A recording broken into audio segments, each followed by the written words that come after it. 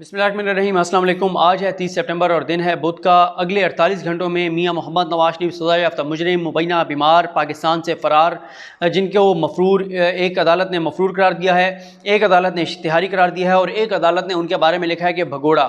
तो वो अगले 48 घंटों में दो अहम खिताब करने जा रहे हैं। अब उस हवाले से मुख्तलिफ तरह की क्या सराहियाँ की जा रही हैं, मुख्तलिफ तरह की अफवाहें हैं, मुख्तलिफ तरह के दावे हैं। मुस्लिम लीग नून के कुछ लोग ये भी दावा कर रहे हैं कि जज अरशद मलिक की कुछ और भी वीडियोज़ जो हैं वो मुस्लिम लीग नून के पास मौजूद थी और वो किसी ऐसे वक्त के इंतज़ार में थी मुस्लिम लीग नून के जब वो ज़रूरी समझेंगे तो वो वीडियोज़ मंजरेआम पर लाई जाएंगी। तो शायद वो आज और कल वो वीडियो सामने ला सकते हैं या अभी भी वो इंतज़ार करेंगे कि कोई और ऐसा मौका आए जब उनको लगे कि अब उनको वो वीडियो मंजरेआम पर लानी चाहिए तो वो वीडियो मंजरेआम पर लाएंगे। ये भी कहा जा रहा है कि नवाज शरीफ अब ख़ुद पार्टी के तमाम मामलात को देखेंगे, हर मीटिंग की खुद सदारत करेंगे और उसकी वजह यह है कि नवाज शरीफ ये समझते हैं कि शायद बहुत से लोग अब जो मरकज़ी इनके रहनुमा हैं नून लीग के, उनमें से बहुत से लोग अब शायद जो नवाज शरीफ बयानियाँ चाहते हैं उस पर ना चलें और खामोशी इख्तियार करें, साइड लाइन हो या एग्रेसिव ना हो। तो मियाँ साहब चाहते हैं कि वो खुद सारे मामलात को देखेंगे, तमाम चीज़ों को मॉनिटर करेंगे और मरियम के बरह रास्त कंट्रोल में देंगे तमाम लीडरशिप को। क्योंकि पहले भी हमने देखा था कि जब मरियम के कंट्रोल में थी तमाम चीज़ें, तो मरियम ने जो तकरीरें थी उनको मॉनिटर करती थी कि कौन तकरीर में क्या बात कर रहा है। फिर उसके बाद उनकी पूरी एक क्लास ली जाती थी कि आपने अपनी तकरीर में ये बात नहीं की, अदलिया पर हमला नहीं किया, फ़ौज पर हमला नहीं किया, फ़लाँ का नाम नहीं लिया, फ़लाँ का नाम नहीं लिया। तो अब शायद दोबारा उसी तरह की तकरीरें करवाई जाएंगी। अब यह भी हो सकता है कि नून लीग के कई रहनुमा खुद सिफारिशें करवा के जो है वो गिरफ्तारियां दें, जाकर और इदारों की मिन्नत तरला करें कि प्लीज़ हमें गिरफ़्तार कर लें, क्योंकि उनके लिए भी मुश्किल होगा, दोनों तरफ से मुश्किल होगा कि मरियम के दिए हुए बयानिए पे तकरीरें करना, क्योंकि आवाम वो चीज़ नहीं खरीदेगी, आवाम वो चीज़ बर्दाश्त नहीं करेगी जो मियाँ नवाज शरीफ अपने रहनुमाओं से करवाना चाहते हैं कि फ़ौज के ख़िलाफ़ इश्तियाल दिलवाना, फ़ौज के ख़िलाफ़ नफरत फैलाना, फ़ौज को आवाम से लड़वाना। ये जो मियाँ साहब कोशिश कर रहे हैं ये नहीं चलेगी और इससे इनके पार्टी रहनुमाओं को नुकसान होगा। अब दो तरह के नून लीग में लोग हैं, एक तो वो हैं जिनके करप्शन केसेस हैं, ज़ाहिर है उनकी मजबूरी है और उनकी मजबूरी ये है कि वो अगर नवाज शरीफ के साथ नहीं भी चलेंगे तो उनके लिए मुश्किल हो जाएगा बचना, क्योंकि उनके केसेस बहुत संगीन हैं। वो चाहेंगे कि वो नवाज शरीफ के साथ जो है वो नवाज शरीफ के साथ चलें और जो नवाज शरीफ का इंजाम होगा वही उनका इंजाम होगा। मुझे यहाँ पर एक लतीफ़ा याद आ गया है और ये मैं इसलिए सुना रहा हूँ कि नून लीग में से जो भी शख्स जो है वो जिसके ऊपर करप्शन केसेस के इल्ज़ामात नहीं होंगे, जिसने करप्शन नहीं की होगी, जिसने लूट मार नहीं की होगी, जिसके वो मसाइल नहीं होंगे जो शरीफ ख़ानदान के हैं, जो नून लीग के जो 10, 12, 14 वो इंपॉर्टेंट लोग हैं जिनके पास इंपॉर्टेंट वजारतें नहीं हैं और उन्होंने करप्शन और लूट मार की है, जिसका ये मसला नहीं होगा, वो कभी भी नवाज शरीफ के इस बयानी के साथ नहीं चलेगा। नवाज शरीफ जो बयानियाँ चला रहे हैं और नवाज शरीफ के जो बयानी है ये तो है ज़ाती केसेस की वजह से अपने आप को बचाने के लिए।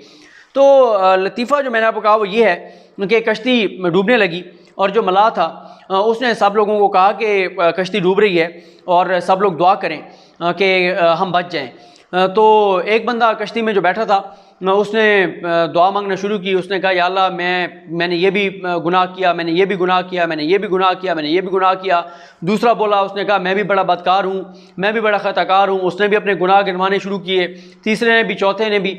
जब पाँचवें ने अपने गुनाह जो हैं वो बताने शुरू किए तो मलाह ने कश्ती छोड़ी वहीं पर और ख़ुद कूद गया दरिया में कि चलो मैं तो तैर के किनारे तक चला जाऊं, ये कश्ती नहीं बच सकती। जिस तरह के ये बता रहे हैं जो इन्होंने गुनाह किए हुए हैं, ये कम अज़ कम ये इनकी दुआएं नहीं कबूल होने वाली। वैसे तो ये अल्लाह ताला ने कबूल करनी होती हैं, लेकिन जिस तरह से वो बता रहे थे उसने कहा कि ये कश्ती जो है ना ये नहीं मंजिल पे पहुंचती, ना ये बचती है, जिस तरह के लोग इसमें बैठे हुए हैं। तो इसी तरह नून लीग की कश्ती में जो जिस तरह के ये लोग बैठे हुए हैं ये कश्ती नहीं बच सकती। उसकी वजह क्या है? उसकी वजह यह है कि करप्शन, लूट मार, मनी लॉन्ड्रिंग, टीटीज़, गैर कानूनी भर्तियाँ, पता नहीं क्या क्या कुछ इन लोगों ने किया हुआ है, जिनके पास मेन वजारतें थी, जिनके पास इख्तियारात थे। तो ये नहीं बच सकती ये कश्ती। और ये ज़रूरी है कि जिसने करप्शन और लूट मार नहीं की वो इस कश्ती से बाहर आए, वो इस कश्ती से निकले और चाहे नून लीग का हिस्सा रहे, लेकिन कम अज़ कम उसको इस बयानिए से अपने आप को लाताल्लुक़ करना पड़ेगा जो बयानिया नवाज शरीफ लेकर चलना चाह रहे हैं। और मैं आपको ये भी बताऊं कि नवाज शरीफ, एक तो मैंने आपको बता दिया कि कुछ नून लीग के सोर्सेज ये कह रहे हैं कि नवाज शरीफ अरशद मलिक की वीडियोस कुछ और सामने ला सकते हैं। कुछ कह रहे हैं कि नवाज शरीफ फ़ौज की और अदलिया की मजीद शख्सियात के नाम लेंगे, कुछ और बातें करेंगे।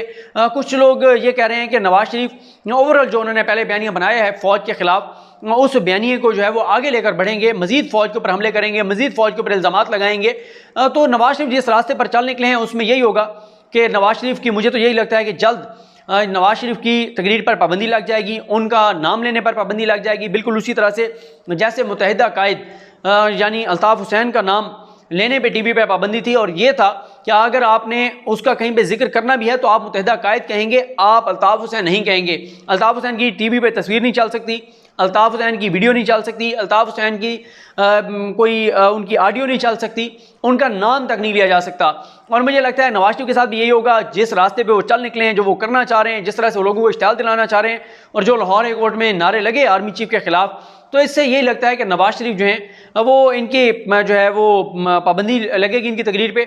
और फिर बिल आखिर मियाँ साहब यूट्यूब चैनल उन्होंने बना लिया है, और मियाँ साहब यूट्यूब चैनल पर आ जाएंगे, और फिर मियाँ साहब यूट्यूब पे वीडियोस किया करेंगे, और एक अजीम इनकलाबी रहनुमा से एक यूट्यूबर बनने तक का उनका सफ़र जो है वो मुकम्मल हो जाएगा। और ये पहला इनकलाबी पाकिस्तान, दुनिया की तारीख में पहला इनकलाबी लीडर होगा जो यूट्यूब पे बैठ के इनकलाब की प्रचार करेगा, जो यूट्यूब पे बैठ के अपने कारकुनान को लीड करेगा, जो यूट्यूब पे बैठ के और इनकलाब बर्पा करने की कोशिश करेगा। हाँ, ये ज़रूर है कि मियाँ साहब जब यूट्यूबर बन जाएंगे तो हम ये कहेंगे डॉक्टर अरसलान खालिद, जो कि यूट्यूबर्स की आजकल मुलाकात कराते हैं प्राइम मिनिस्टर इमरान खान साहब से, तो हम ये ज़रूर कहेंगे कि ऑन मेरिट, ताकि ये भी ना लगे ना कि जो बड़े यूट्यूबर हैं, इंपॉर्टेंट यूट्यूबर हैं, उन सबको जो है वो नहीं बुलाया जाता या उनके साथ इम्तियाजी सलूक किया जाता है। तो डॉक्टर अरसलान खालिद जो प्राइम मिनिस्टर के फोकल पर्सन है बराए डिजिटल मीडिया, उनको ये कहेंगे कि अगली जो यूट्यूबर्स की मुलाकात हो उसमें मियाँ नवाज शरीफ साहब को ज़रूर दावत दी जाए कि मियाँ साहब, क्योंकि यूट्यूबर्स को इमरान खान साहब से मिलवाया जा रहा है, तो एज ए यूट्यूबर आपको भी दावत दी जाती है, क्योंकि अब आप यूट्यूब के लीडर जो हैं वो बन चुके हैं, आप यूट्यूब पर आ चुके हैं।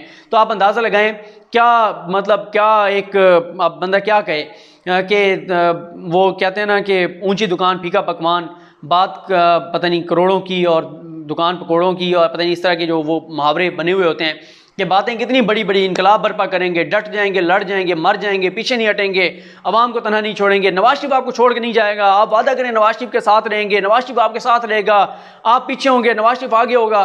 कहाँ है वो नवाज शरीफ? बड़े वो लोगों को उकसाते थे, भड़काते थे, अदलिया के खिलाफ इश्तियाल दिलाते थे, फ़ौज के खिलाफ इश्तियाल दिलाते थे, मुझे क्यों निकाला कि गर्दान, और रोना रोते थे, और मैं ये कर दूंगा, मैं वो, कहाँ है वो नवाज शरीफ?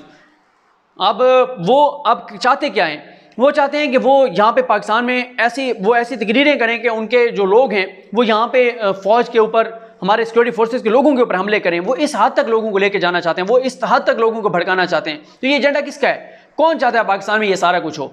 तो मेरा ख्याल है कि अब ये ज़्यादा देर उनका ये बयानिया और ये सारी सूरत हाल उनकी नहीं चलेगी। जो वो करना चाहते हैं पाकिस्तान में, जो आग लगाना चाहते हैं, उसमें कामयाब नहीं होंगे। और इदारों को भी ये बात देखनी चाहिए कि एक बार नवाज शरीफ की तकरीर दिखानी थी, दिखा दी, पता चल गया कि उनका एजेंडा क्या है। अब कम से कम आगे अदालत में ये मामला लेकर जाएं, और अगर कोई अदालत अपने उसके ऊपर लेना चाहती है कि नहीं आप फिर भी दिखाएं नवाज शरीफ की तकरीर, तो फिर ठीक है, वो जजेस जाने और उनका काम जाने जो ये जिम्मेदारी लेंगे। बिल्कुल उसी तरह जैसे आपको याद होगा कि उस वक्त भी अदालत ने कहा था कि गारंटी दें हमें कि स्टाम्प पे लिख के दें कि नवाज शरीफ को मंगल के दिन तक खुदा न खास्ता मौत नहीं आएगी।